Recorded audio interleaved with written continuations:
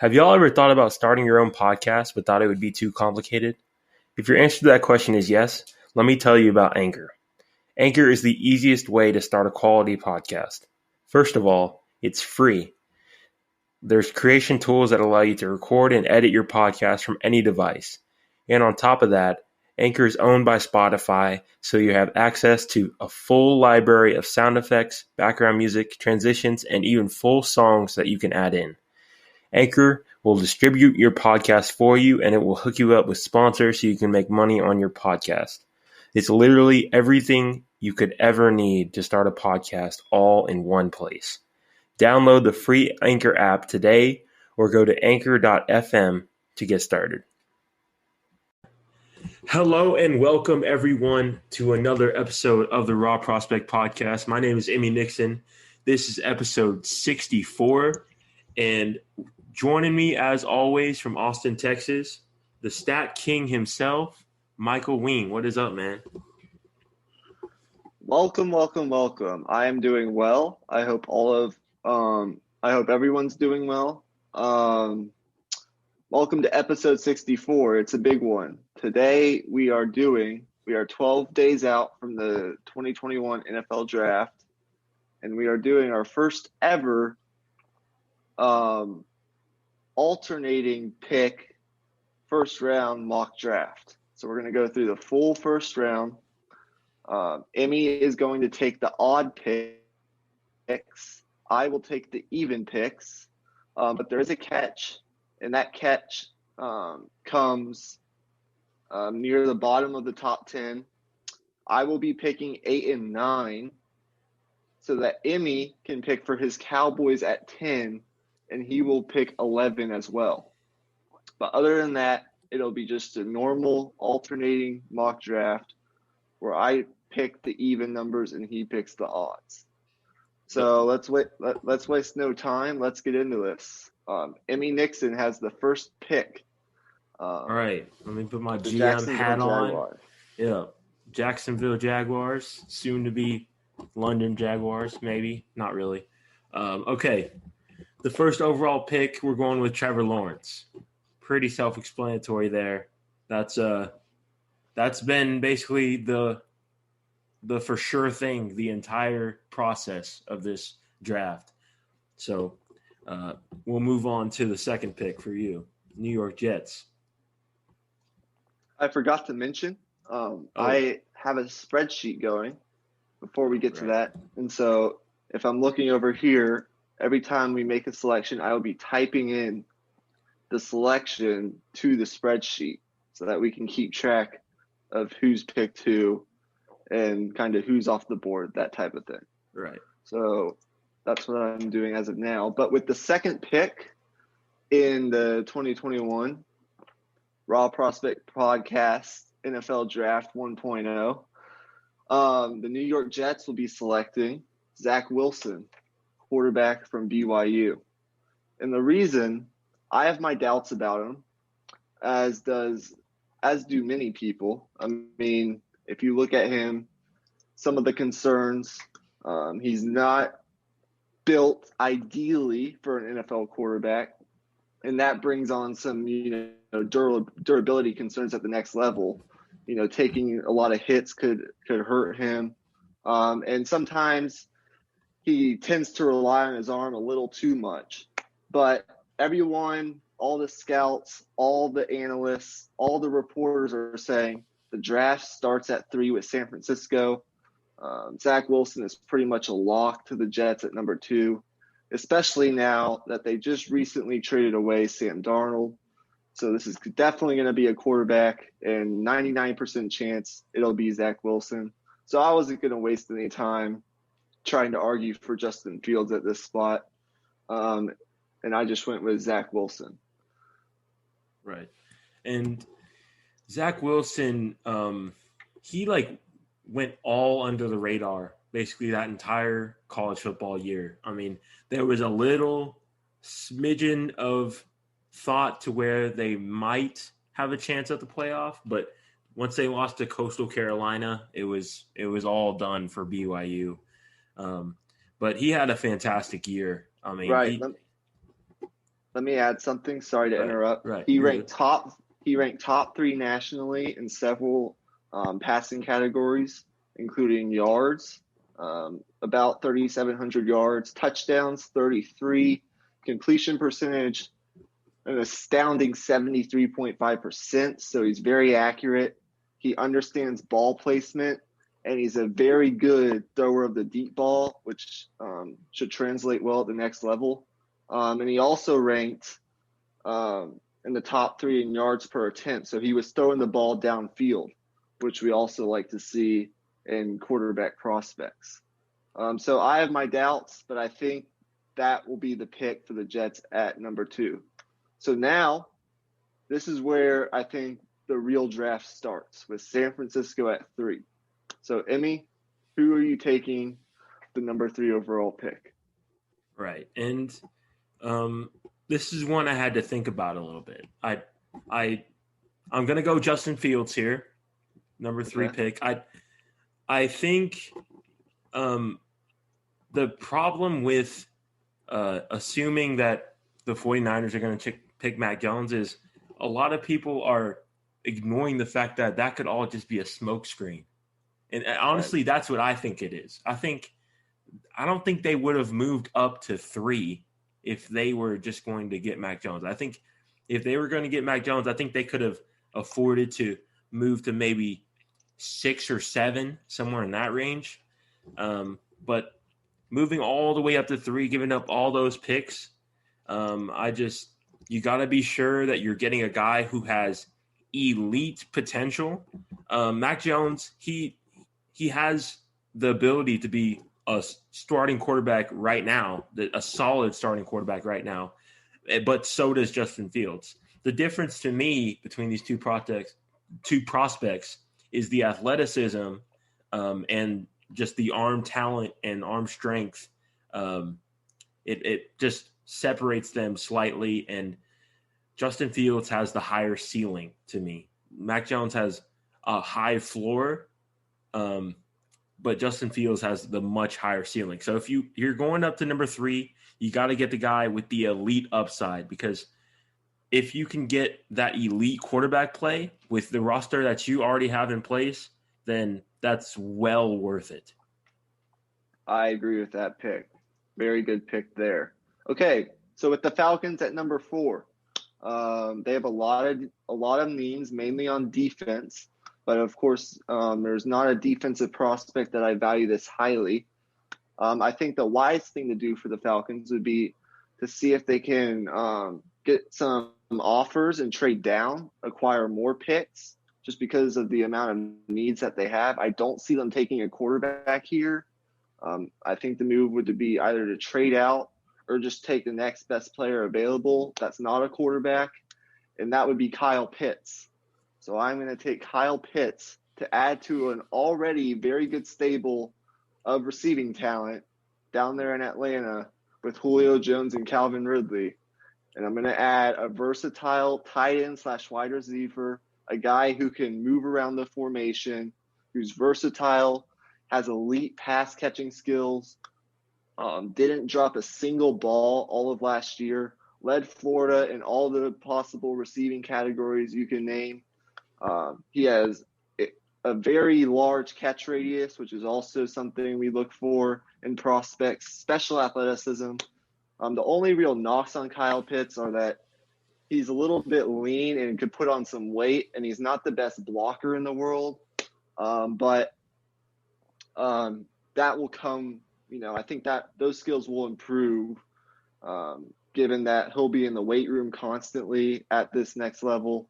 And he'll probably be asked to block some, but not a whole lot, because they have other tight ends capable of blocking. And so I think they'll be able to mask some of his weaknesses.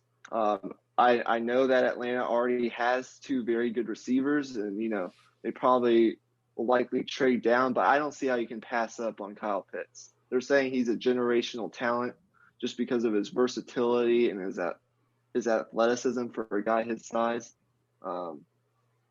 You just restructured Matt Ryan's contract for 2 more years, so why not give him all the help that he needs in the world? with a generational prospect. Right, exactly. And in the last mock we did 10 picks, I believe. Right. I made the choice to not select Kyle Pitts at 4, and honestly, I regret that. I went back and watched That Franchise Guy. He's a YouTuber that I watch a lot of draft content with. He did a film breakdown, and within like the first 2 plays, this guy just has it. It's hard to explain. He just got it. Like every single like play is an opportunity for him to just break loose and score. That's just what it felt like. It felt like he was just playing against little boys out there. And getting an athlete, just getting a player with that level of talent, I mean, you can't go wrong with that. So, right. Really good pick there. I definitely agree with that pick. I've changed my opinion. And you're not really going to be able to double team him Right. because they have so many other weapons. So that's just another thing to think about. But on to the number 5 pick with the Cincinnati Bengals. Right. And this is a no-brainer. I think I got to go with the offensive lineman. And if I look at the offensive lineman on the board, it's Rashad Bateman, Penei Sewell, Rashawn Slater. Oh, why did I say Rashad Bateman? I meant to say Rashawn Slater. But Rashawn Slater, Penei Sewell. I'm going with Penei Sewell. There was some stories that some teams didn't like some of Penei Sewell's like off-field stuff, like work ethic, that type of thing. But I think you just want to get the best tackle possible right away. And Penei Sewell will step in and be a top 10 tackle in the NFL, in my opinion. So, I mean, he's just a stud. He's just once he gets his hands on you as a defensive lineman, you're done. Like you can't get away from him. Like he's just too big. So that's a no-brainer pick for me. He's a mauler, and they need to protect Joe Burrow, especially coming off an injury as serious as this one. You can't afford to not protect him at all costs. And they do have some good pieces on that offensive line, but just fortify it with one of the best prospects we've seen at the offensive line position, maybe since what's his name for the Colts, Quentin Nelson, who was drafted, a couple years back or whatever. So that's what they're saying, at least. So good pick there. He'll be a day one starter. I don't think the character issues will be too much of a problem. I don't really buy into that. Right. I don't either. And I think you hate to pass him up. Even though Slater's another really good prospect, you hate to pass up Penei Sewell. Right, so exactly. Let me just type that in real fast. Okay, so for Miami at number 6, they have a roster that's ready to contend for the playoffs. They won 10 games last year, but obviously they made a lot of trades in the past couple of years, so they've acquired, a lot of picks. They're also picking at 18, so I'll make another selection for them when we get down to that position. But for this one, by trading out of the number 3 selection, they basically told us that they're sticking with Tua Tagovailoa. I think they could go offensive line here, but I'm going with the best receiving prospect in the draft with Jamar Chase. I know that they added a couple receivers, I believe, in free agency with the likes of Will Fuller, and they have a couple other guys, solid receivers. But I think you got to go out and get a for sure day one playmaker in Jamar Chase from LSU. Now, he was one of those guys like Penei Sewell who opted out of the 2020 season. But when last seen on a college football field against some of the best defensive prospects, cornerbacks that we see on a day-to-day basis in the NFL. He was one of the best players on the field. He in 2019, he was voted a unanimous All-American, and he set single-season SEC records. Think about this, with all the great receivers that have come out of the SEC. Single-season SEC records for receiving yards with 1,780 and touchdowns, 20 in that season. Now, it did help that he was on possibly the best offense in college football history that year, with that LSU offense with Joe Burrow, Justin Jefferson, all those guys. But I think for Miami, if you're going to stick with Tua, go out and get them some playmakers, because the other playmakers they have do have their fair share of injury concerns. And I just think they should go out and get a day one, possibly number one overall. He has that potential to be a number one receiver. Just go out and get this guy. Playmaker, strong acceleration, gear change, elite after the catch ability, elite toughness, can go up and get those 50-50 balls. Basically can do a little bit of everything. So I won't drag on too long, but that's my pick. And one interesting thing about Jamar Chase is we saw Justin Jefferson come off of that LSU team that won that national championship and dominate in the NFL. But he wasn't the best receiver on that team. Jamar Chase was. So It'll be really interesting to see what he's able to do in the NFL, because he was dominant in that national championship run. He was Joe Burrow's number one target. And I think one of his most underrated traits is just his ability to track the football on those back shoulder plays. He had so much chemistry with Joe Burrow specifically. But I think he can obviously develop that with whoever he ends up with. But just having that ability to adjust when the ball's in the air, that's not as easy as wide receivers make it seem. So it's a good pick there. Okay, so number 7 pick is the Detroit Lions. So this is an interesting spot.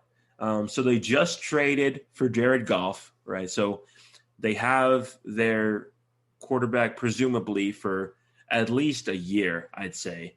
I was thinking it would be great for Detroit if they could go defensive line or defensive edge, but this is not that great of an edge class, and I think that would be a bit of a reach at 7. So for me, it was between cornerback Patrick Surtain and the 2 Alabama wide receivers, Jalen Waddle and Travis Etienne. You could go Micah Parsons, linebacker, but I was a little bit hesitant there since you want to jumpstart the offense and build the culture. That's first and foremost. So I actually, when I was doing prep, I didn't write down any players that I was going to pick. But now that I'm thinking about it, I'm going to do something that I was not planning on doing at all. I'm going to take Rashawn Slater, and I'm just going to – if I'm Detroit, I'm establishing myself as a physical football team, running the football, just dominant up front. They already have a pretty good offensive line, but if you have you throw in your Rashawn Slater in there, maybe move a couple guys around, and you establish that as your elite position group, you can build your team from there. I think that's the right foundation that you need to have. I think you can get defensive line later in this draft, and obviously you already have Jeff Okudah at cornerback, so that wasn't as big of a need.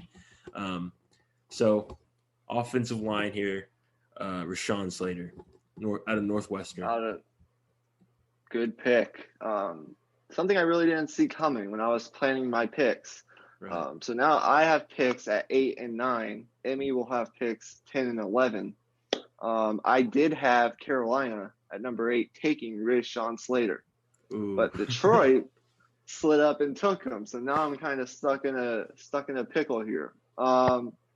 As far as Carolina goes, offensive line and wide receiver were sort of the needs that that jumped off the page to me.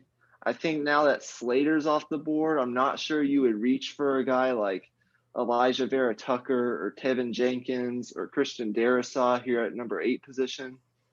I think their offensive line is pretty solid. I do think they could add one more piece. But given that you took Slater, who was probably the most fit to go in the top 10 other than Sewell, I'm thinking, and they went out in free agency. They added some defensive talent. They obviously drafted all defense last year. So I don't think you really need to go defense here. I think I'm going to go with one of the Bama wide receivers here to add to the young receiving core with DJ Moore and I forgot who else they brought in, but I think they do need some receiving depth given that they lost Curtis Samuel. People have their concerns about Devontae Smith, and rightfully so. He hasn't worked out yet, and people have concerns about his weight and his durability at the next level. I think I'm going to go Jalen Waddle, a wide receiver out of Alabama, for the Carolina Panthers. So let me just type that in real fast. I didn't have any notes on him, but when he last played, he was unbelievable. I think he'll be a good depth piece. He has the speed, the physicality to succeed at the next level. I don't know if he's a number 1 or not, but he'll be a good piece to add for the Panthers. So for the Broncos at 9, they have needs. I think they're one of the more well-rounded football teams given except, for the most important position, which is quarterback. And Drew Lock obviously hasn't, shown us that he can be a good quality NFL starting quarterback. He ranked bottom 3 in a lot of passing categories, including quarterback rating, according to Pro Football Focus. He was one of the worst in pretty much every statistical category. I think they could add some cornerback depth. I have a concern for them at middle linebacker, but I think since Trey Lance is sitting there at 9, I think I'll go with Trey Lance to come in and compete with Drew Lock. So that'd be my pick for Denver. That's 9. That's a fun pick right there. I think that would be if they ended up making that pick. I think that would be a fun team to have Hard Knocks on. Just highlighting that competition would be really interesting, and also some of the personalities in that locker room. But what's your take on Trey Lynch just overall? I mean, I haven't watched the guy in terms of a full game. I've watched some of his tapes, some of his highlights, and from what I've heard about him, it seems like he's just a mystery because the offense that North Dakota State ran was a power running scheme where it seemed like he was only throwing about 17 to 20 times a game. So it's an interesting prospect. I get some of the concerns.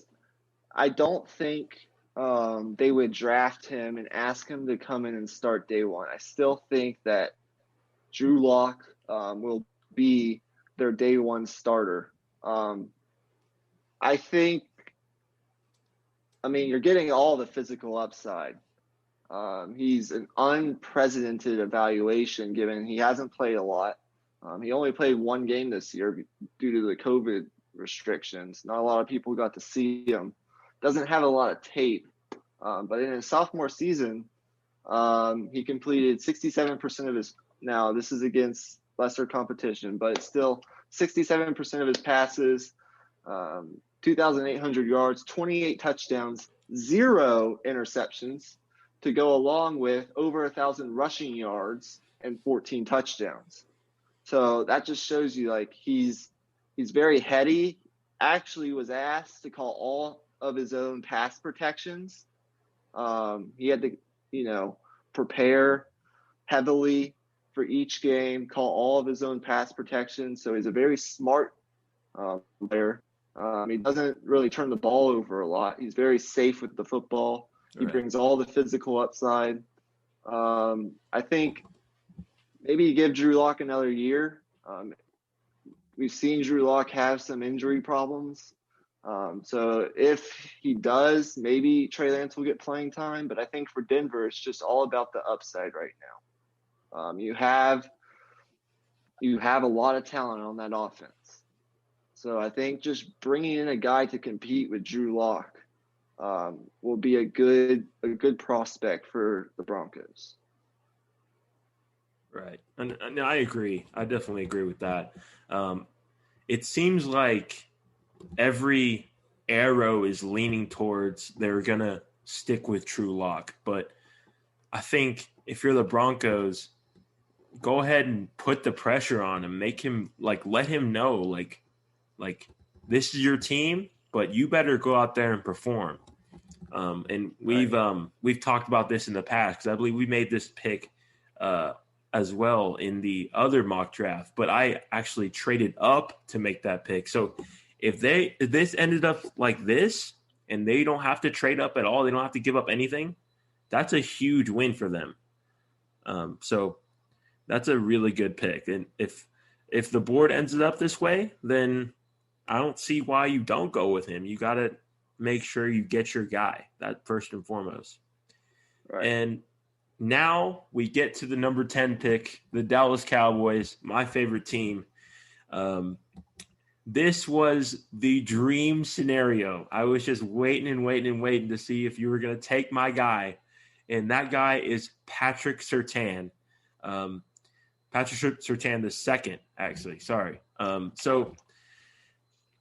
Interesting thing, that franchise guy, I'm mentioning him again.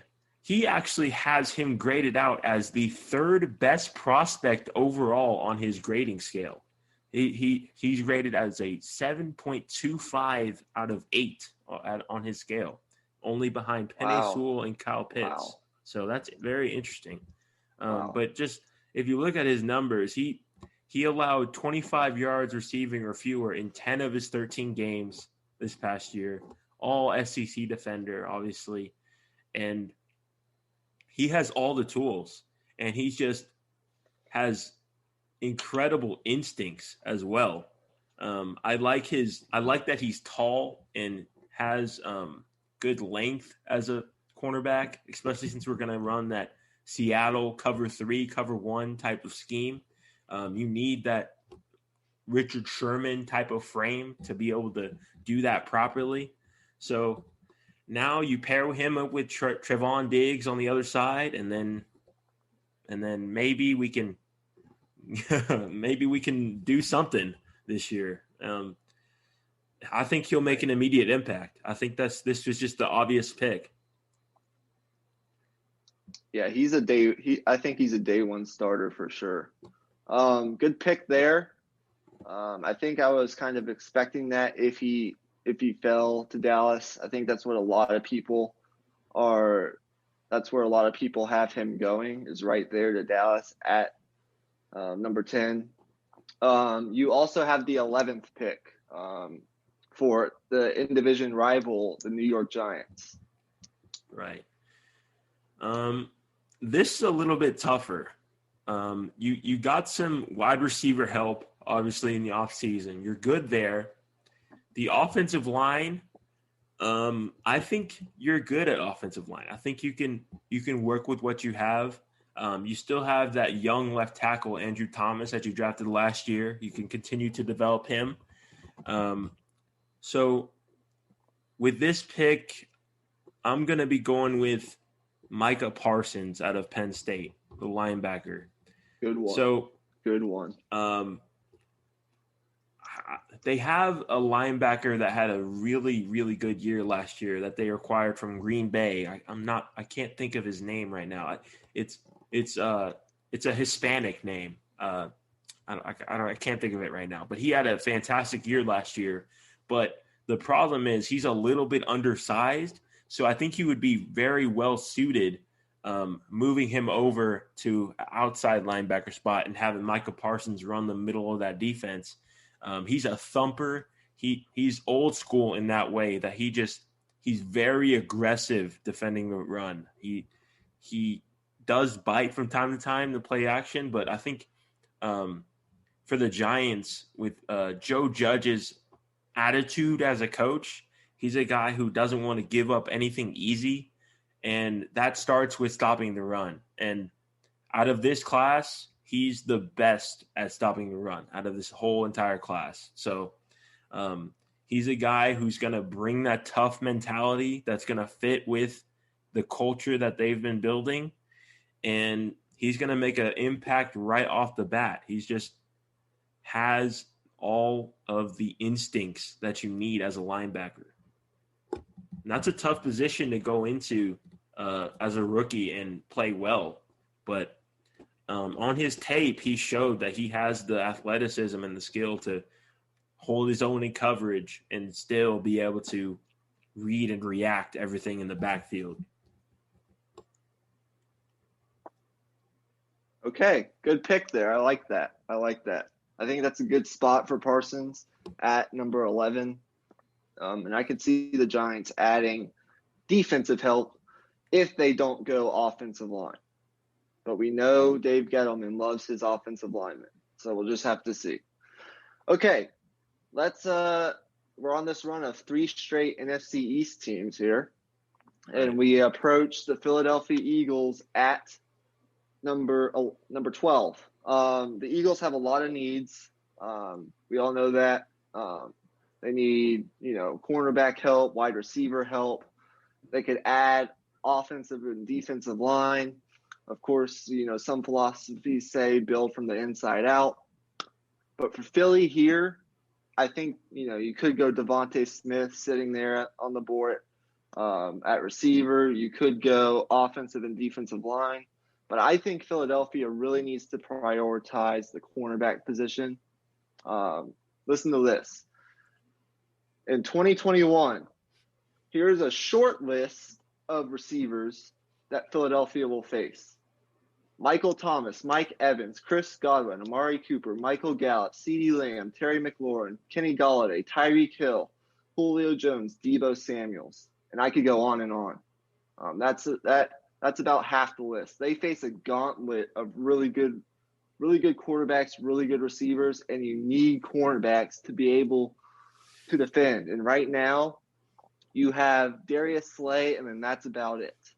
So I think this is the spot where you go J.C. Horn, the cornerback from South Carolina, given that Caleb Farley, who is talented but has injury concerns. Horn is, I think he's a younger Aqib Talib, put it that way. He's long, he's tall, he's athletic, agile athlete, outstanding instincts. He has that competitive bloodiness mentality. He's not going to be fazed by anything. You sent me the video about how he's faced so many NFL caliber wide receivers during his time at South Carolina in college. So I don't think he's going to be – I think he's a guy who's going to come in. He's going to compete from day one. He's got day one starter ability as a press man corner, which they really need. And given that they face all these good wide receivers, I think Horn's the guy that can come in. He's coachable, and he's not going to really be scared of anything. It's going to take an adjustment, period. He's going to, to need to refine some of his disciplinary skills and his finishing skills. Doesn't have, elite ball skills, but he'll come in, he'll be a day one starter, and he'll develop. Throw him right into the fire and let him face the best of the best right away and add to the cornerback room where they desperately need help. So right. Let me type that in. And you are on the clock with the Los Angeles Chargers. Right. And just one more thing. J.C. Horn, the thing that really stood out to me in that video that you mentioned that I sent you was the story arc that the video showed that he was on. It showed him in his sophomore year going against Alabama. Obviously, that year Alabama had Devonta Smith, obviously, and Jalen Waddle, but they also had Henry Ruggs and it was Jerry Jeudy as well. So 4 possible first rounders at receiver, and he went against all of them in that one game, and he gave up. He got torched. He was just simply he was not good in that game. But he came back the next year and he changed his technique, and he's using his hands a lot more. He's a lot more physical, and he's using his for lack of a better term, he's using his size a lot better. Before, he had a technique where he would follow the receiver. He would have below leverage, and then he would try to jump across the route if it was cutting inside. But if you're not able to make the tackle, that's how you get beat, especially when you're playing quick receivers. So now with his different technique, staying up above the receiver, keeping a hand on him, he was a lot more effective last season. So really good pick there. Unfortunately, it was the Eagles, but oh well. Okay. The Chargers. This is going to be an interesting year for the Chargers next year. I mean, going into the second year with Justin Herbert, obviously you have a lot of talent on defense. So now I think it's just time to righten up that offensive line, make sure Justin Herbert is steady, ready to go, has some type of protection on both tackles. They signed a tackle in free agency, but they also signed free agent center from the Packers. We mentioned him in a past podcast. But I'm going to draft the tackle for the other side of the line, Christian Darasaw out of Virginia Tech.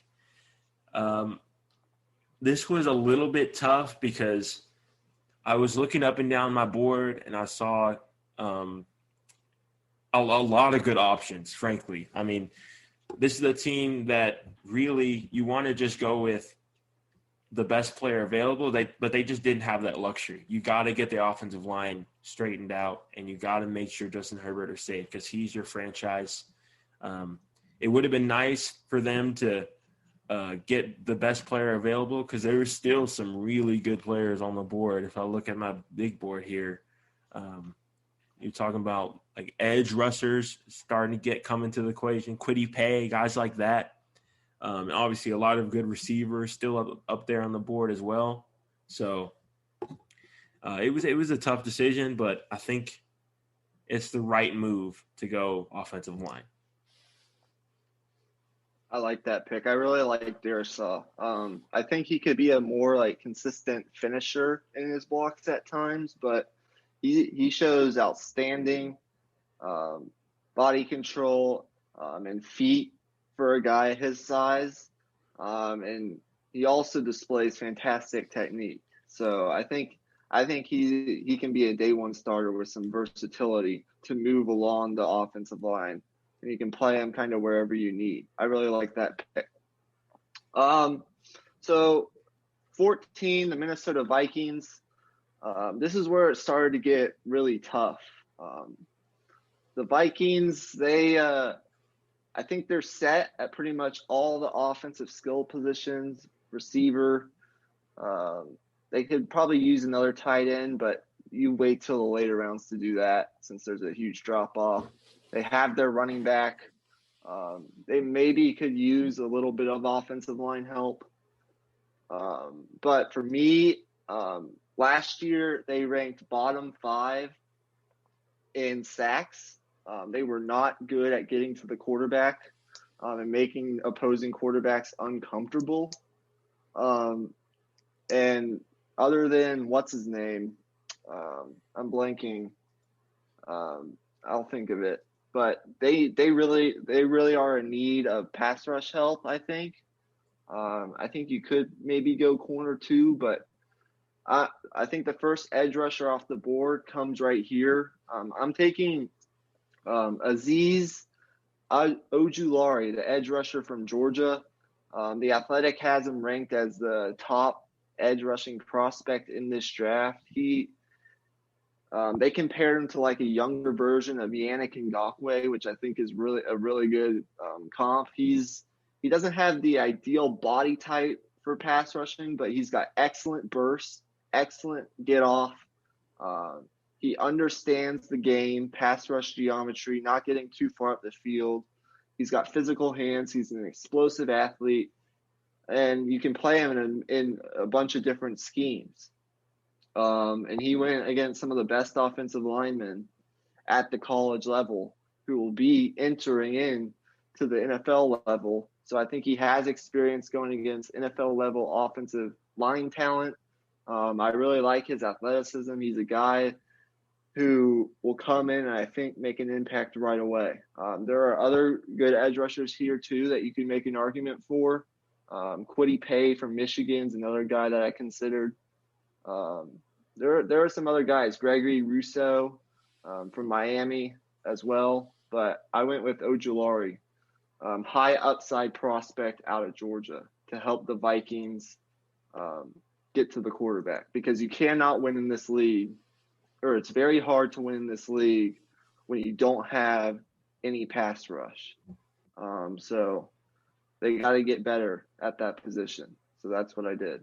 Right. And Daniil Hunter is still looking like he's going to hold out a little bit. So I think that's a good pick there to, even if he doesn't come back, obviously have your successor in place. And if he does come back, have the guy on the other side be a dynamic duo once he develops and gets acclimated with the NFL level. So that's a good pick there. I definitely would go edge for the Vikings because that was a big need for them.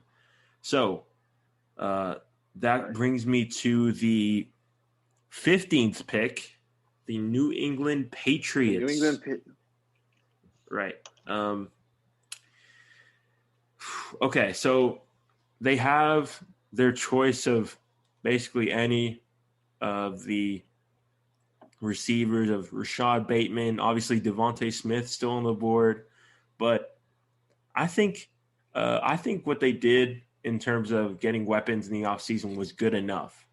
I think getting a quarterback here is warranted. I think getting Mac Jones and securing what could possibly be your guy long term is well worth using that first round pick.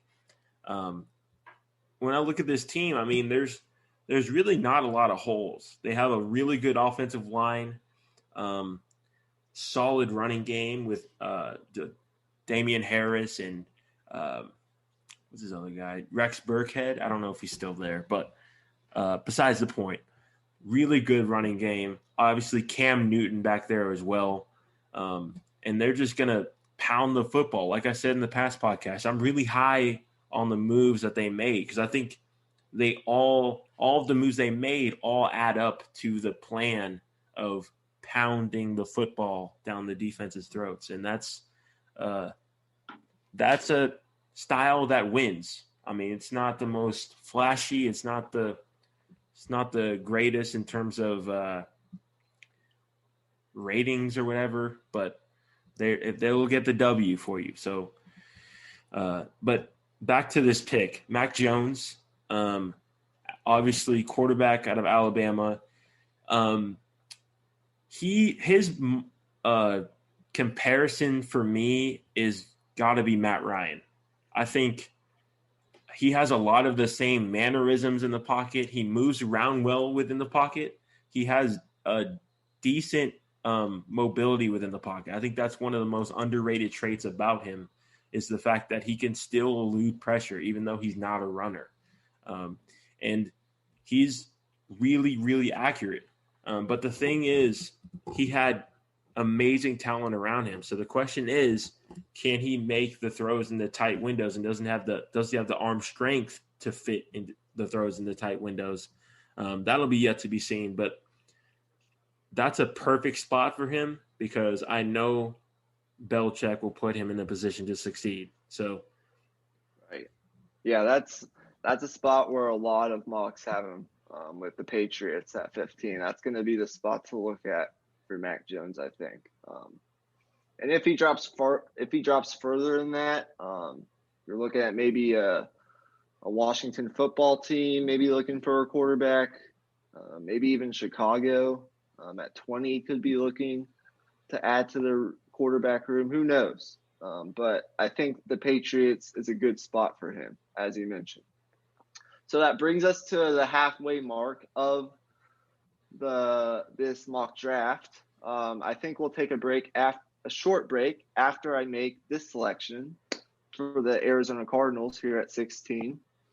For the Cardinals, obviously they're looking to contend in a tough division. The NFC West, the Seahawks, the 49ers, and, of course, the Los Angeles Rams, who added Matt Stafford this offseason. I think, they have a solid core of offensive weaponry. I think this might have been, a week ago, this could have been like the first spot a team potentially looks at adding, running back talent. But now that they've added James Conner as sort of a depth piece next to Chase Edmonds, a nice little 1-2 punch, provided that both stay healthy. You don't need a running back here. You need to go out and improve that secondary, I think. They have 5 corners on the roster right now. 2 are undrafted and haven't played a single snap in the NFL. One is Robert Alford, who seems to be injured and constantly hurt. And then their other 2 guys are solid, but I think they could add another depth piece here. And with Caleb Farley sitting there at 16, I know he has the injury issues, the injury history, but I think as long as his checkups and his health checks out, I don't think you can let him slip past 16, given that you're going up against some of the best receiving cores in the NFL with the Rams, the Seahawks, and of course the 49ers. And he's too talented to pass up. I think he'll have some rough patches early on. And I mentioned injuries are a concern, but he's outstanding. He brings outstanding physical tools, natural instincts, outstanding ball skills, which I think is something they might be looking for. Patrick Peterson's not there anymore. Right. But he projects as, a press man starter with Pro Bowl upside. I don't think you can pass it up. They do need secondary help. I thought about maybe, defensive line, like interior defensive line, but they went ahead and drafted that last year, I think, early in the first round with Derek Brown out of Auburn, I'm pretty sure. So I think, and you can find that later on in the draft. But when it comes to quarterback talent, I think it drops off after, the first 4 or 5 prospects at that position. Pretty much after Gregory Newsome, I'm not really familiar with any of the other corner prospects in this draft. So I think corner is the way to go for Arizona. But with that, let's take a quick break, and then we'll come back with Imy making the selection at number 17 for the Las Vegas Raiders. Right. And before we enter the break, this is the perfect moment to remind you that this show is sponsored by the Patreon. We just made a Patreon, and we're still trying to figure out what type of bonus content we'll be creating over there. But if you want to support the show, help grow our show, everything we make over there is going to be put into the show to get better equipment, to get better setup. So if you like our content, if you like what we do and you want to support us, that's a good way to do it. And if you do, we really appreciate it. So with that, we'll enter the break here, and we'll be right back with the Las Vegas Raiders pick. See ya. All right, welcome back, everyone. We are back from our break, and I'm up with the 17th pick here for the Las Vegas Raiders. So, the Raiders, I'm definitely going to go pass rusher here, and I think I'm going to go with Gregory Rousseau out of Miami. Okay. Here's a guy who he opted out of this past year, and he's a guy who was raw. His tape is very raw. Is the thing. He was a freshman basically. So with that in mind, you just have to take it with a grain of salt that he improved since then, and he's had basically a year and a half to build out his body and develop his pass rush moves, even though he hasn't been on the field. So just the body of work he was able to pull off just as a freshman was just so impressive. And the fact that he already had that as a freshman just goes to show you how talented this guy is. So, and I think if you're the Raiders, I mean, what do you have to lose? I mean, you got to go with a guy who has true number one rusher potential. And to me, out of the guys on the board, I mean, you could go Kwity Paye, who's more of a speed guy, but he doesn't have as much power as Gregory Rousseau does.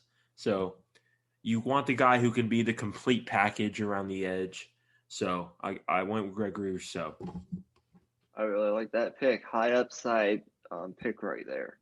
So I'm up at number 18 with the Miami Dolphins. It's their second selection here in the first round.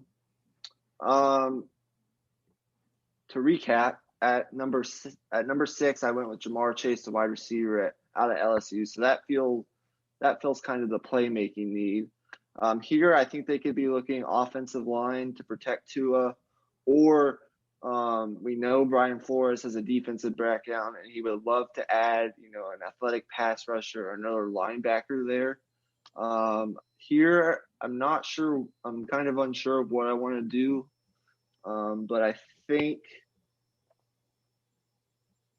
the best move, if you're really invested in Tua, I think the best move would since Elijah Vera Tucker is sitting right there, I think he'd be hard to pass up on. I think that's what I'm going to do here. I'm going to go with Elijah Vera Tucker out of USC, a guy who can play pretty much another versatile offensive lineman who can play pretty much any position. I think he'll probably end up being a guard. But many scouts say he's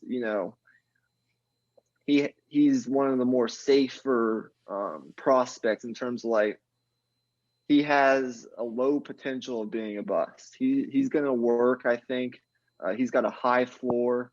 I think you have to, if you're going to give Tua another shot, you have to protect him, given he has injury concerns. He's not the most mobile quarterback in the world.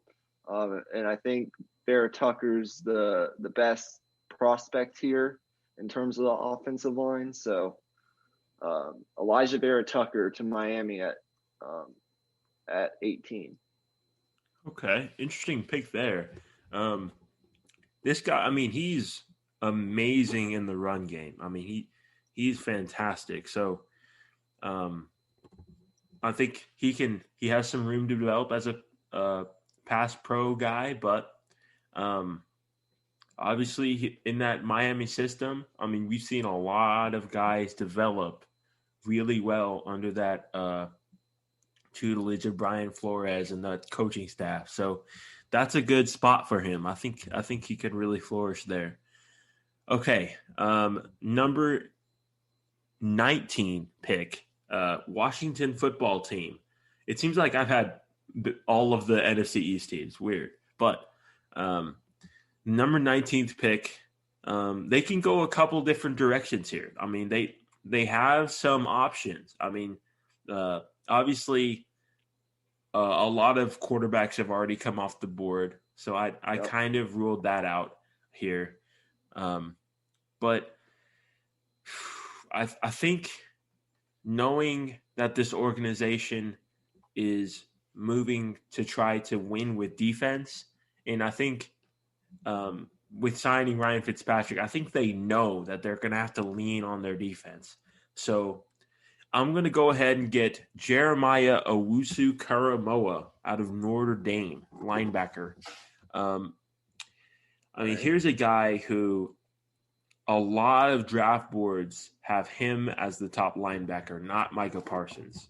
So, I mean, he is a guy who a lot of people are very hit or miss on him. Like a lot of varying opinions on this guy. I mean, he's got elite athleticism, and he's got all the statistics and awards you could ask for of your linebacker. And if you look at that Notre Dame defense these last couple of years, he's been the guy in the middle running that defense. So his body of work is extremely impressive, and you throw him in that Washington football team back or secondary, not really, but front seven is what I meant to say. I can't talk today.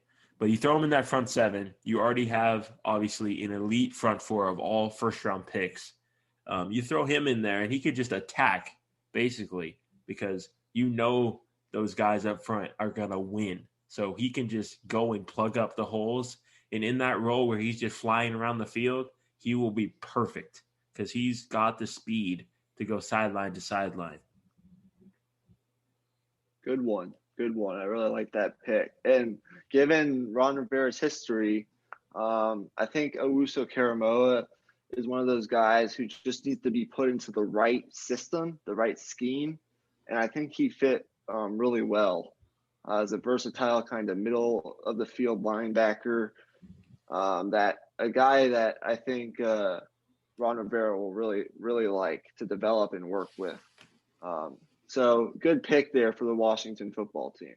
They're going to have a really good defense. For the Bears at number 20, we're almost, to that, or we're entering the playoff teams of last year, I guess. The Bears barely slid into the playoffs, obviously got rocked by New Orleans in the wild card game, but we all expected that. No more Mitch Trubisky. They brought in Andy Dalton to fill that void. Questionable decision in my opinion, but it is what it is. And they're obviously not going to reach on a quarterback here. If they were set on, taking a quarterback, they may trade up, I think. Maybe for like a guy like Mac Jones, but I don't see that happening. I think they got to protect Andy Dalton. I think they're solid on defense. That's really the strength of their football team. They did lose Kyle Fuller, so maybe cornerback could be in the conversation here. You have Gregory Newsome, the next best corner on the board in many people's eyes from Northwestern. But I think you got to go offensive line. They have a void at right tackle, and Tevin Jenkins from Oklahoma State, I think, would fill that void fantastically. He played naturally on the right side in his career at Oklahoma State. He's got unique power. He's got a competitive demeanor about him that just kind of like speaks Chicago. He's got that Chicago toughness mindset, really consistent in finishing his blocks. Big guy, good in pass protection, good in the run game, the next best tackle on the board. I think he fills that right tackle void perfectly. So I think he's a little underrated. I don't think a lot of people are talking about him, but I think if he were to even slide to my Steelers, I think my Steelers might, think about it. He's one of those underrated guys that we could look back on and say, oh my gosh, he turned into a Pro Bowler. And no one really expected him to. I think he has that type of potential. So go ahead and protect, build the inside first, and then build, inside out. So Tevin Jenkins, offensive tackle, Oklahoma State for the Bears at 20. Okay. Yeah, that's an interesting pick there. I like that pick. I know we've basically said that about every pick here, but I mean, this class is really just so deep at so many positions. Really, I mean, for a lot of these picks for these football teams, that when you get to these 15 to 30 range, I mean, you just got to take the best player available, basically. So you really can't go wrong. So with that being said, here the next pick will be the Indianapolis Colts at 21. Okay. The Colts just had their left tackle retire, but my pick that I was looking at Tevin Jenkins, you just went up and stole him.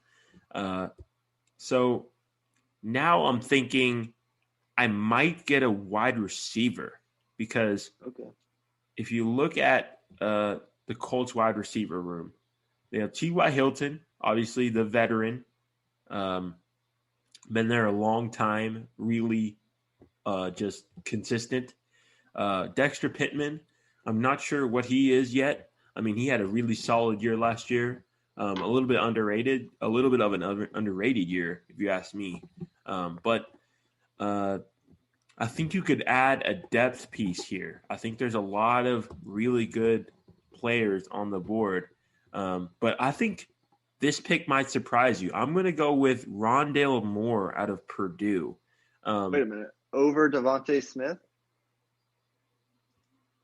Oh, shoot. He's still on the board? Yeah. I thought he was already oh, shoot. Okay. Then that's a no-brainer. I'm taking Devontae Smith. Oh, my goodness. That makes me rethink some of these other picks that I made. I mean,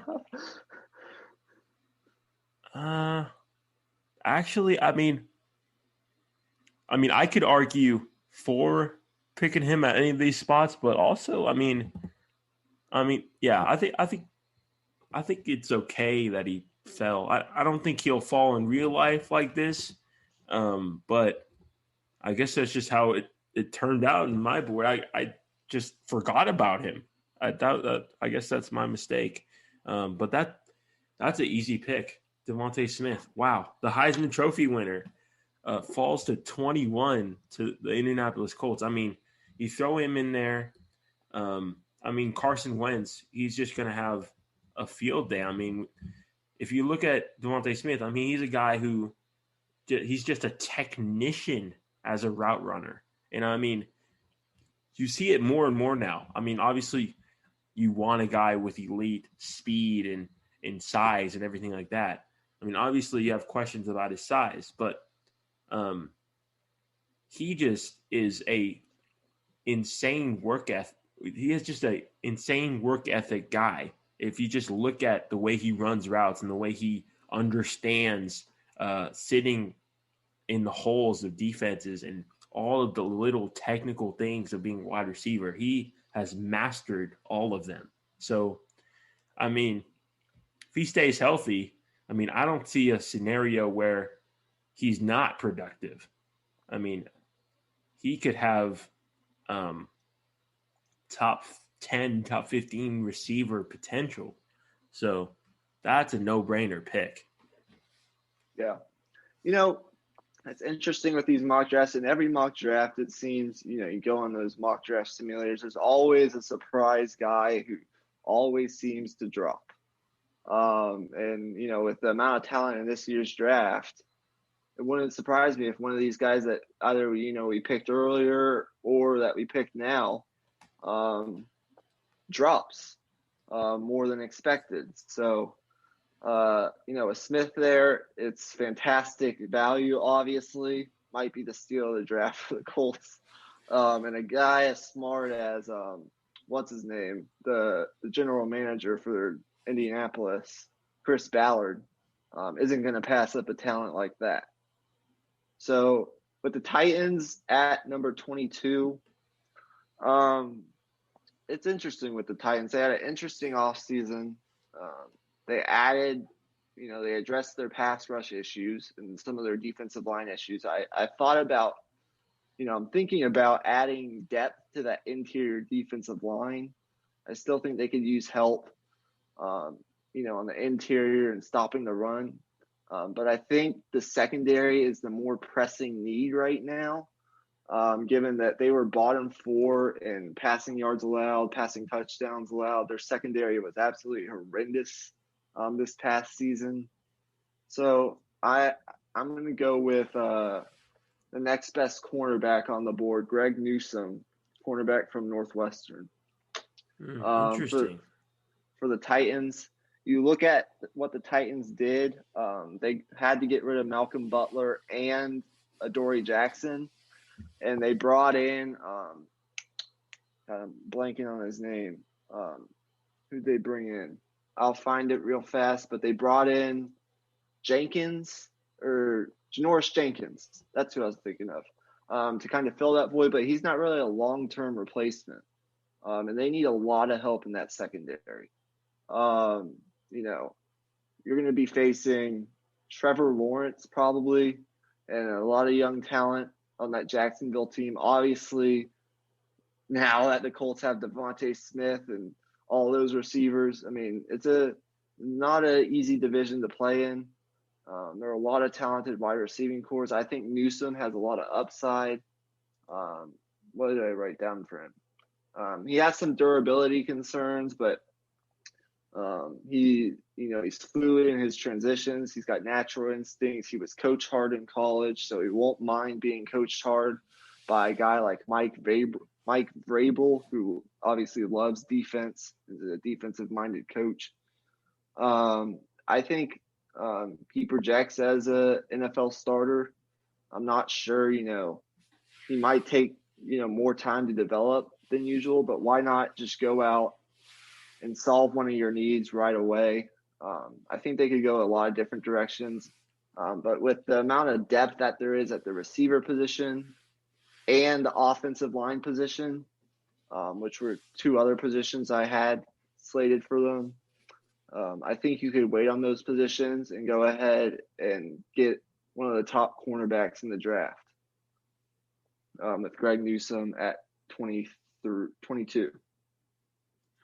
Okay. Yeah.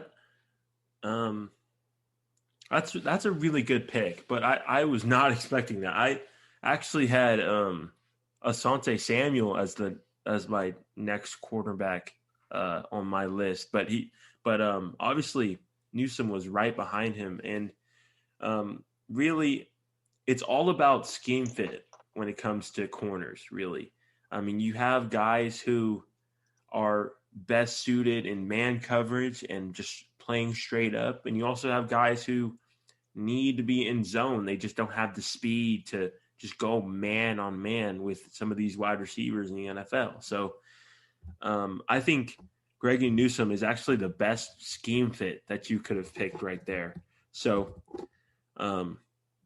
nice pick there. Okay, 23rd overall pick. The New York Jets are back on the board. So already picked Zach Wilson in the number 2 overall pick. So now,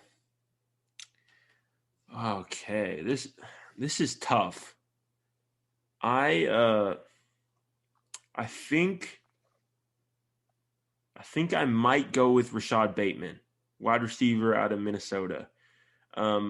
You want to get Zach Wilson some receiving targets, some guys he can throw to and just throw it up to and trust. You already have Denzel Mims, obviously, and what's his name? The slot guy.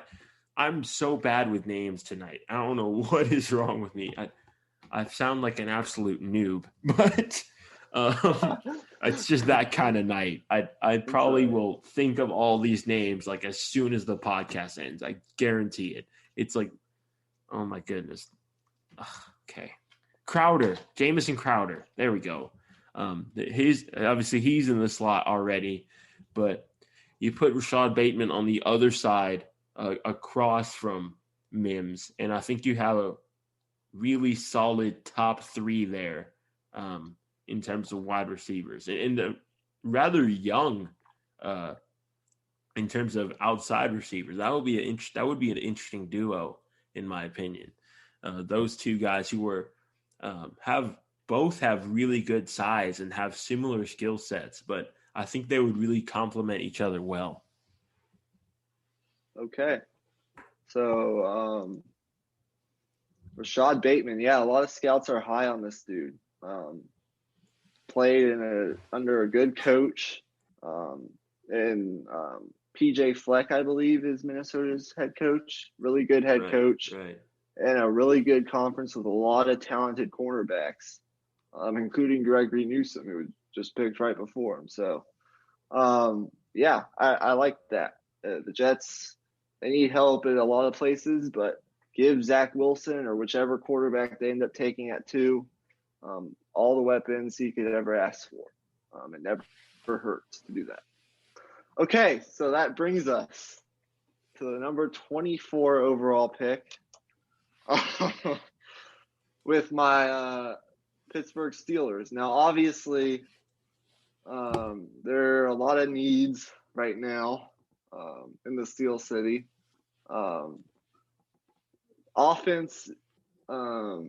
Offensive line is sort of a weakness right now. And also the running back position is sort of an uncertainty as well. And then obviously I think they could add another cornerback maybe in the later rounds, maybe another pass rusher too. Or linebacker for some linebacker depth. But right now, given that they have,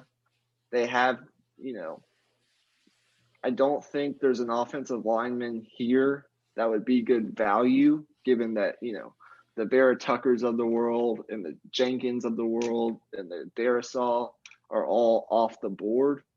And they're really in need of an offensive tackle. And the next best thing is Sam Cosmi out of Texas, who I like, but I think will likely end up going in the second round or maybe at the very end of the first.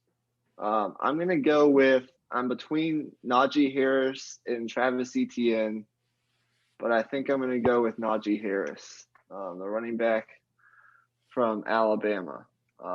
Obviously, Etienne is more of a home run hitting, explosive sort of runner who, when he hits that burst, good luck catching him type thing. And Harris is more of a run through you, pound it down your throat,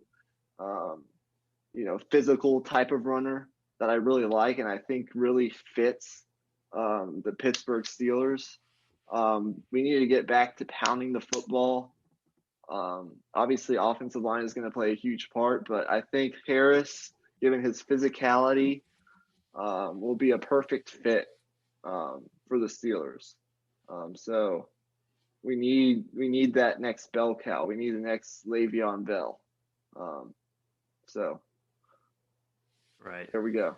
Yeah, exactly. I think you hit it right on the head there. I mean, obviously, I've seen a lot of mock drafts. I've watched so many over these past few weeks, and it seems like there's a different pick for the Steelers in every single mock draft that I've seen. Like there's a lot of different directions that this team can go, but getting a running back, I think, will raise the ceiling of the running game first and foremost. I think obviously the offensive line matters, but I think for a long time y'all have leaned on the offensive line, and I think it's time you get a running back who will raise the offensive line.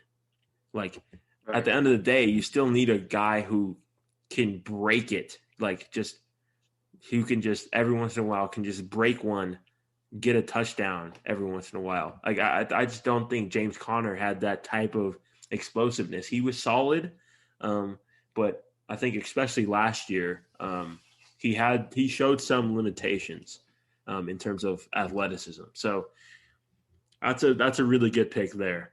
I like that. So now with the 25th overall pick, just 7 picks left now. The Jacksonville Jaguars are back on the clock. They picked up Trevor Lawrence with the number 1 overall pick. And this is an interesting spot because I saw a lot of mock drafts where they actually traded down out of the first round, and obviously those were 2-round mock drafts, so that worked a little bit differently. And we're not doing trades today, so that obviously can't do that. But I think I'm gonna make a pick that may surprise you. I'm gonna go with. I was thinking tight end Pat Freiermuth, but I think that's a little bit too high for a tight end right now. I think he'll go early second round. I think that's just a little bit of a reach. So I think this is really tough. Yeah, these are the picks where it gets hairy. Yeah. I'm gonna go with Kwity Paye out of Michigan. Okay, good one. I mean, he fell a little bit in terms of where a lot of mock drafts have him. And I think this is just the situation where you go with the best player available. I mean, you would have loved to have gotten a wide receiver right here, but I think, like you said, as you said earlier, you alluded to earlier, this is such a deep wide receiver class. I mean, I've heard from a lot of different draft analysts that I listen to that they're regarding this class as one of the deepest wide receiver draft classes of all time going into it. So I think you can get a wide receiver in the second or the third round that will have the same impact as any of these guys available right now.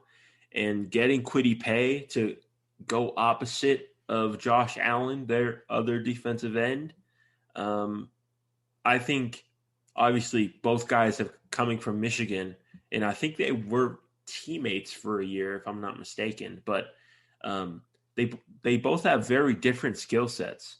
Kwity Paye is a speed guy off the edge. He's not as good at being a power guy. That may be one thing that he needs to develop. But we saw the Panthers defensive end last year. What's his name? Artie Burns. No, something Burns. I can't think of his name right now. But he had a fantastic year last year, and he is a speed guy. He's a burner. So that makes me feel a little bit better about getting a guy who's a speed pass rush guy, because I know that a guy with his mold of player can be successful right away. And I think that's what they need. Okay. I think that's a good pick. You got to have depth at the pass rush position so you can rotate those guys in and out and create constant pressure on the opposing team's quarterback. So this is where my prep kind of dropped off these last couple picks because I just didn't have enough time in my schedule. But for the Browns, I'd love to make a bad pick here, given that they're already so loaded and they're in my favorite team's division. But I'll be respectful. I don't, they just added Jadeveon Clowney, so they obviously aren't going to probably go pass rusher, at least with their first pick. And they're so loaded now. They added pieces to the secondary, which was kind of the weakness of this team. I think you could still add depth there. I mean, this is a pretty good all-around talented roster, in my opinion. They obviously don't need skill position help. They're set at quarterback. They're set up the offensive line. I think if they do make a pick here, it will be defense. and it will likely be in the secondary. So who's the next best corner on the board? Yeah, for me, it's Asante Samuel, but it might be different on your board. Let's see here. I don't know. What do you think about Cleveland? I'm not really sure here.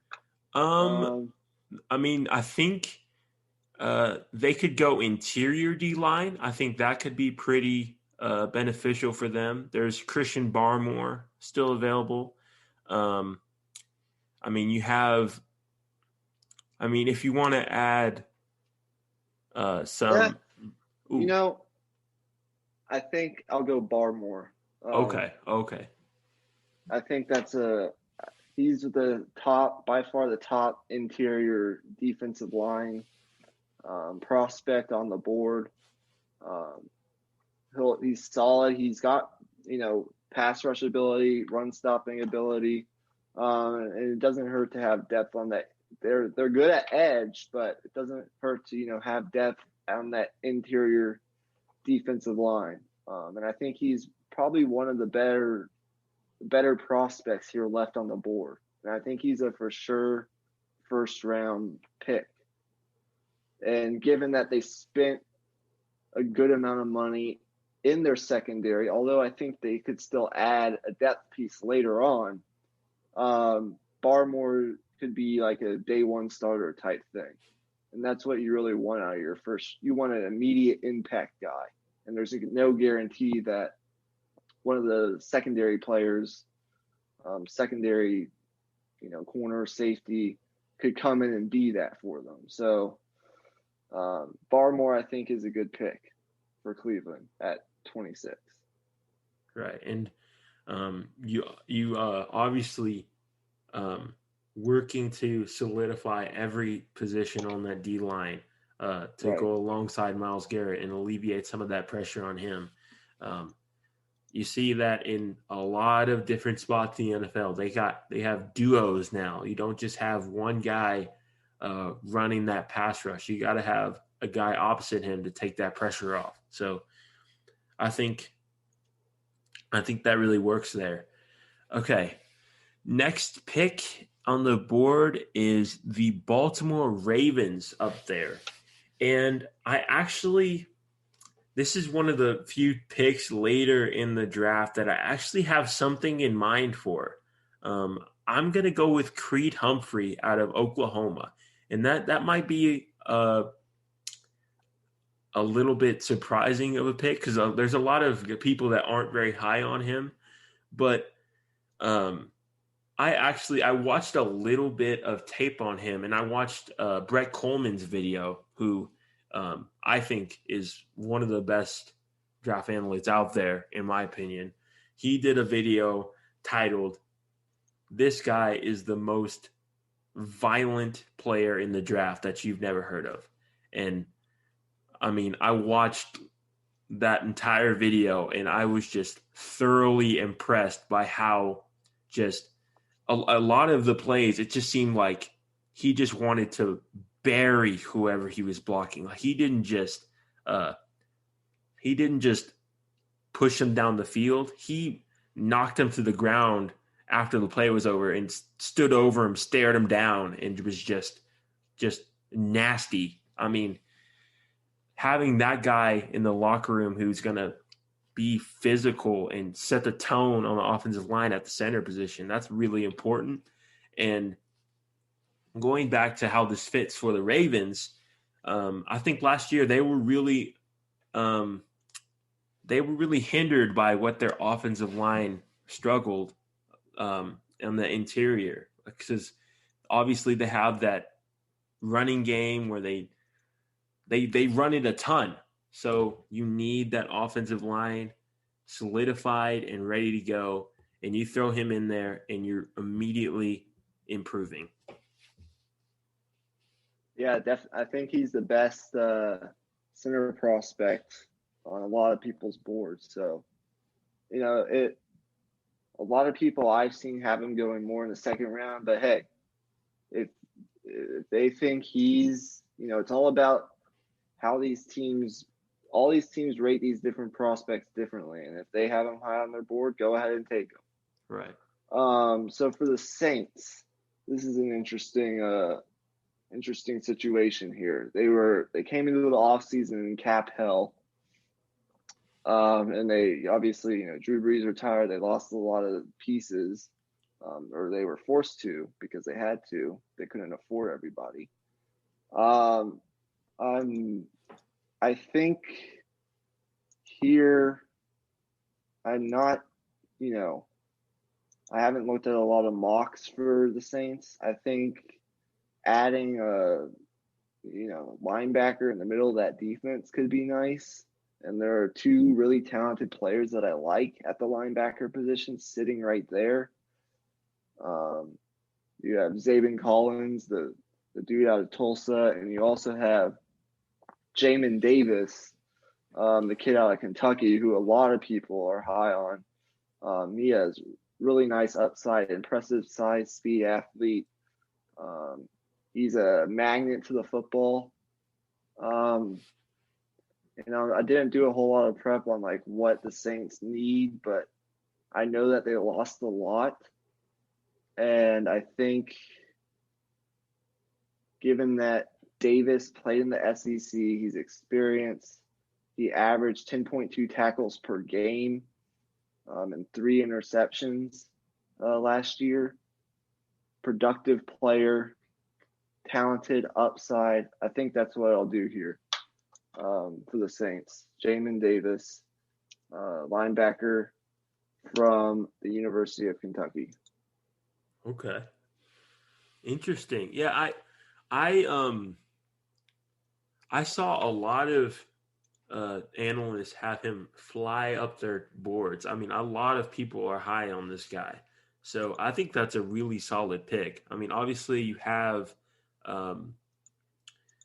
their linebacker core. They have Demario Davis and somebody else. Is it the guy from the 49ers that they traded for last year? I can't think of his name. Right. But I'm terrible with names tonight. I apologize, everyone. But really good pick there. I mean, getting someone for the middle of that defense, I mean, for them to be successful next year, that defense has to play elite because you're going to have Jameis Winston back there, and he's a question mark. Let's be honest. I mean, you got to have a basically flawless defensive season if you're going to make the playoffs. So, right. Really good pick there. Okay. The next pick is the Green Bay Packers. Okay. Obviously, whenever the Green Bay Packers are on the board in the first round, the first thing anybody thinks of is, are they taking a wide receiver yet? And for me, in the spot of GM of the Packers, the answer is actually going to be no. I'm thinking. This is tough. You know what? I think I'm going to go corner because if you looked at what happened last year in that NFC Championship game, if you look at specifically Kevin King, he was torched. I mean, not only the PI to end the game. I mean, that wasn't that bad of a play, but that play where he got beat to end halftime, I mean, that was just terrible. I mean, he's not a bad player, but you need a depth piece to, in terms of certain matchups, to throw in certain situations and trust back there and to not give up that big play. And the pick here is going to be Asante Samuel Jr.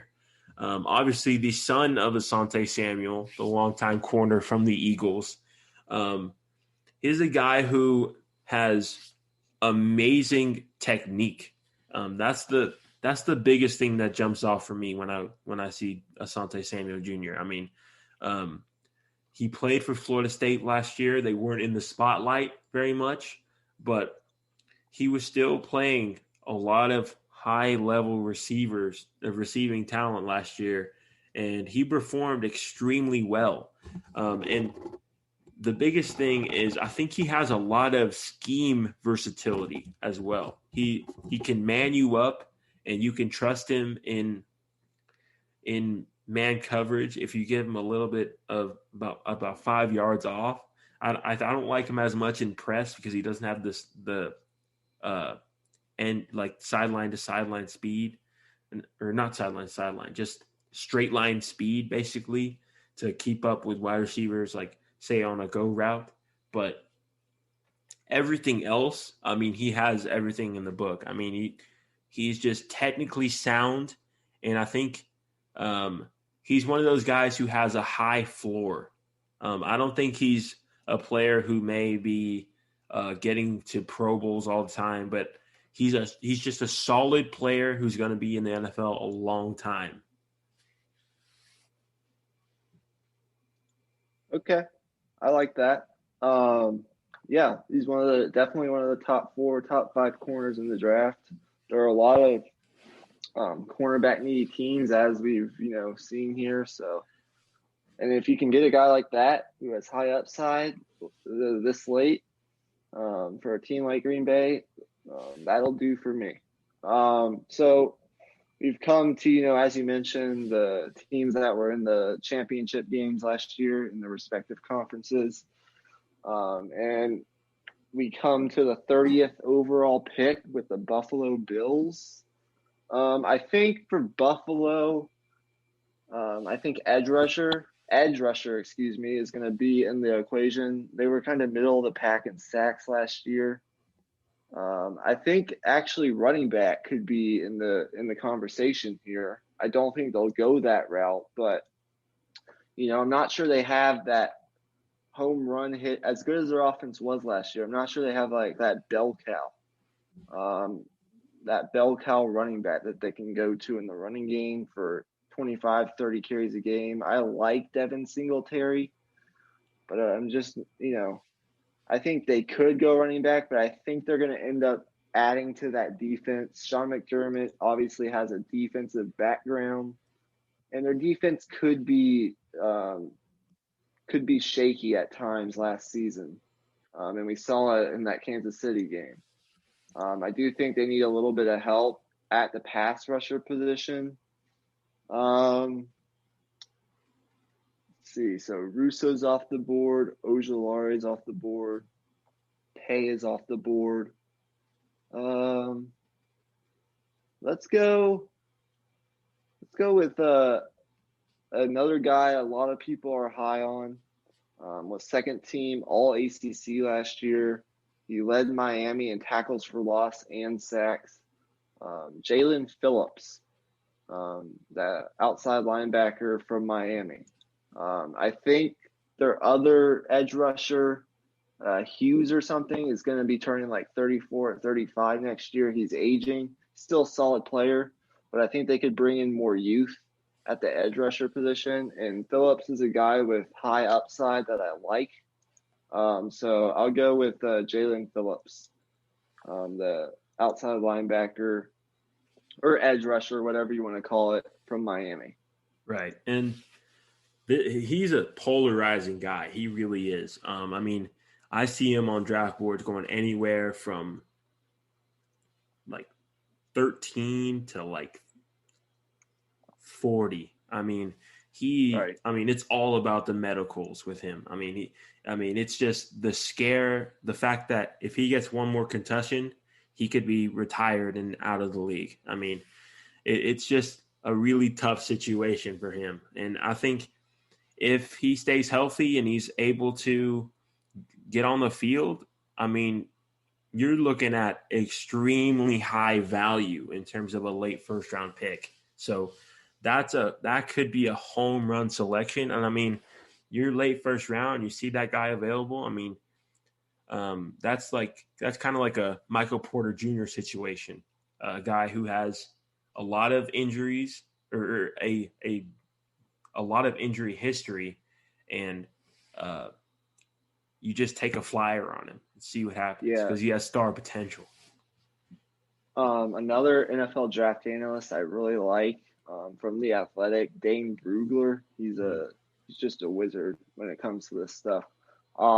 His evaluation of Phillips, and you basically hit it right on the head. He says, overall, Phillips has first-round talent with his body type, twitchy athleticism, and nose for the football, but the medical feedback will ultimately decide his NFL draft grade. He projects as a high-energy rusher similar to Ryan Kerrigan when healthy. And Ryan Kerrigan is a really good player. So if he can just turn into that, maybe a more athletic version of that, the Bills, they're obviously going to be in Super Bowl contention, but that just makes them even more scary. Right. Exactly. As a threat. Yeah, exactly. So we're down to the last two picks of our first ever alternate mock draft. So this belongs to the Kansas City Chiefs. Right. And this is pretty simple. It's just best tackle available. Obviously, they cut Mitchell Schwartz and what's his name? Gosh darn it. He literally just got injured in the AFC Championship game. Eric Fisher? Fisher, right. Eric Fisher, former high draft pick. So it's just best tackle available. And for how the draft board shaped out, it's got to be Samuel Cosmi. Wait, where is he? Oh, yeah, there he is. Samuel Cosmi. He's still available. Right there. Easy. Sam Cosmi, that was the pick? Right, Samuel Cosmi. And they picked up Kyle Long. They picked him up out of retirement. So if he turns out to be solid, then boom, you we're able to move past that little hiccup there. I like that pick. Obviously, Cosmi is a guy I'm sort of more familiar with since I at Texas and I watch a lot of Texas football. And I think this is kind of the range where a lot of like the top elite offensive tackles will be off the board, but Cosmi will provide value right around this late first round, early second round spot where I think he'll be looking to go to a lot of teams that are still looking to add offensive line depth because that's really what it comes down to at this point. Once the Penei Sewells and the Christian Darasaws and the Rashawn Slaters are off the board. But as we've mentioned time and time again, it's a really deep offensive tackle, offensive line draft class. So go ahead and get some extra protection for Patrick Mahomes because we saw what happened in the Super Bowl. It was ugly. So that brings us to the last pick of the first round, the Super Bowl champions, the Tampa Bay Buccaneers. They just have an unbelievable wealth of riches everywhere you look. So it's honestly like best available on their board is who they will be picking at this spot. I don't know. What do you think? What are you thinking? I think I really like Travis Etienne at this spot. I mean, You look at speed, being able to catch out of the backfield. I think Tom Brady will feast with that guy.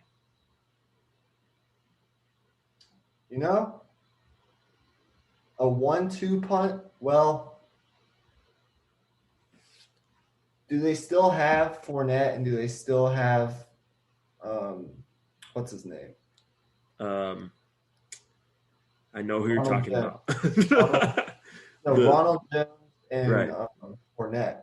Right. They have Ronald Jones, but I believe Fournette is still a free agent as of right now. Okay.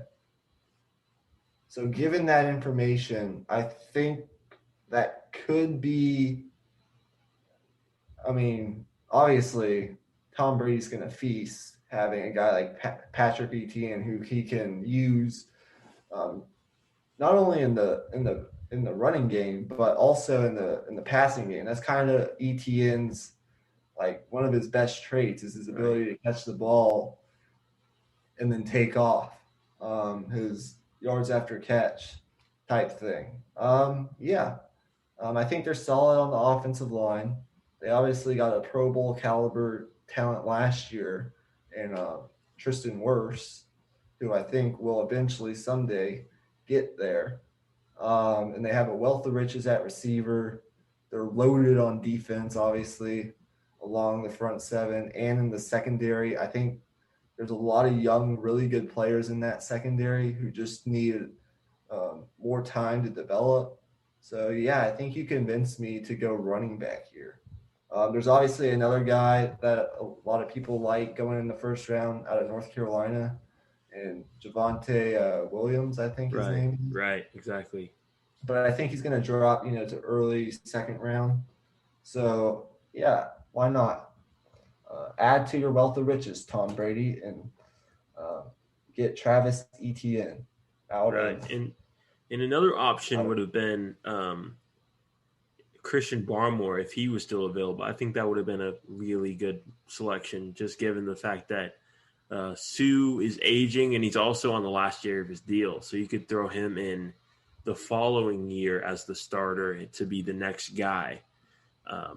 But if you look at our picks here, is there anything that you would have liked to revise? Obviously we saw Devontae Smith fall. But I think this looks good, man. I think we made a lot of good picks here. I think for the first time that we've done this, obviously last year we put our heads together and we prepared a full mock draft beforehand. Right. Where we both, did that. But I think for the first time doing this, we did a really good job looking at needs and then putting, a fit to that need for most of these picks. I don't know. I think I need more time to I can't spontaneously look at all of this and, point out anything I would necessarily revise, but maybe on our next episode, we can come back to this and look at, maybe what we would change. One thing I'd say right off the bat, the first thing I look at from looking at this draft board is Devontae Smith at 18, possibly to the Dolphins. Obviously Elijah Vera-Tucker, you want to really solidify the offensive line. And you have Will Fuller already there. So I think the argument against that would be that they have similar skill sets already. But I already picked Jamar Chase at 6, so that's why I didn't go receiver. So I think it would be either offensive line as I went or defense.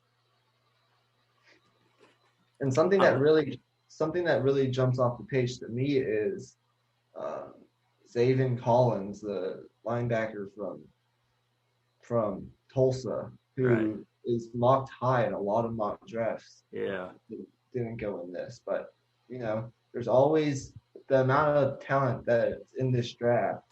There's always going to be someone who drops unexpectedly. Right. But I think obviously either way, Smith was a definite surprise. I think we just kind of forgot about him. Right. And I think I just assumed he was off the board. I think if I were to pick now, I think I would take him at 19 for the Washington football team. I think that would be the choice there. That would make sense. Because their defense is already really good. They already have a really good linebacker, Will Holcomb, I believe. Yeah. Yeah. So that's already solidified. Their defense is already fantastic. So I think Devontae Smith was the move there. I think I just assumed he was off the board for some reason. I just it's had a easy, brain fart. easy to lose track. But just to recap before we sign off, this was our full first round mock draft 1.0. We alternated selections. Just to give a quick recap, 5 quarterbacks going in the top 15 as we mostly expect. Trevor Lawrence, Zach Wilson, Justin Fields going 1, 2, 3. Kyle Pitts off the board at 4 to the Falcons as the best non-quarterback prospect possibly in the draft. And then you have offensive line help for the Bengals with Penei Sewell from Oregon. Jamar Chase to the Dolphins, give to us some wide receiver help at 6. Imy went with Rashawn Slater, the offensive tackle from Northwestern, the Lions. Dan Campbell, ground and pound type thing, mindset for Detroit. I think that fits really well. I went with Jalen Waddle for the Panthers, another depth piece at wide receiver for a Sam Darnold to utilize or a Teddy Bridgewater, whoever might be the starter there. And then Trey Lance dropped to number 9. So I gave the Broncos Trey Lance. He can come in, compete day one with Drew Lock. I still think Drew Lock will be the starter, but hey, you never know. And then Emmy went with Patrick Surtain, the cornerback from Bama. And that is a recap of the top 10. I will try and make this available to you guys on Twitter. I'm going to try to put it in a PDF form or something like that, post it on Twitter or somewhere. All right, maybe take a screenshot and put the picture up. So you guys can see it.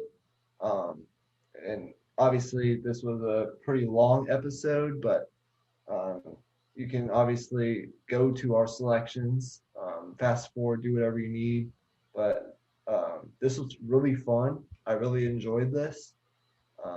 So yeah, that's pretty much going to do it. Right. I hope y'all enjoyed this.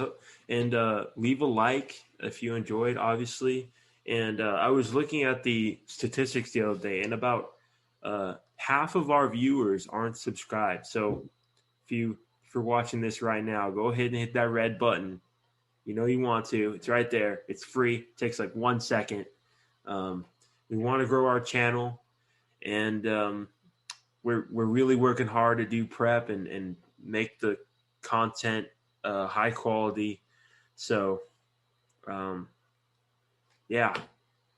with all that being said, thanks for watching, and we'll see y'all in the next one. Peace.